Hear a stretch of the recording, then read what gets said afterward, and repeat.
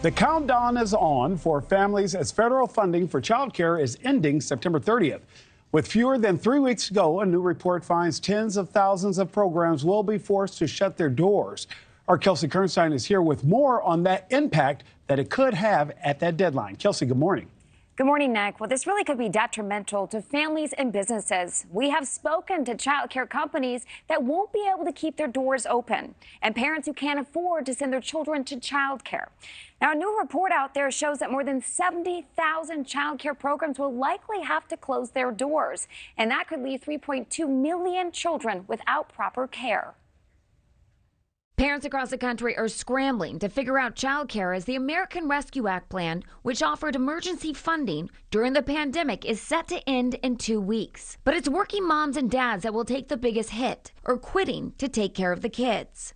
According to the Department of Labor, more than 70% of mothers with children under 18 go to work. The average salary for working moms is $44,000, with the most common jobs being held in healthcare, education, and social services. When moms are in the workforce and their children are safe in high quality childcare programs, then mom can focus on her job and the child can be actively getting ready for their next level of education, be it preschool or kindergarten. The average cost of childcare is $11,000 a year per child. And in states like North Carolina, childcare costs for infants is $24,000. And many moms are choosing to leave the workforce. I think what we already know is that when families don't have reliable childcare, they sometimes have to make hard choices. And so some of the choices that we see, yes, there are some folks who may be leaving the workforce. The American Rescue Plan allowed more than 200,000 childcare programs to remain open. The September 30th end date will mean these programs,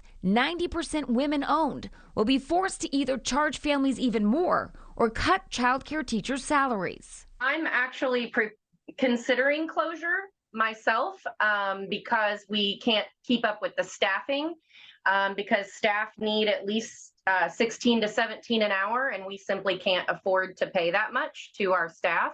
And it's just me, and I can't do 80 hours a week by myself. Nick, it is going to be a domino effect. Not only will childcare companies be forced to close their doors and parents left with no other option but to quit their jobs, women will be disproportionately affected by this, with more than 200,000 jobs at risk of ending. Nick? Kelsey, thank you so much. Thank you for watching. Go to newsnationnow.com to find NewsNation on your television provider. And don't forget to click the red subscribe button below to get more of NewsNation's fact-driven, unbiased coverage.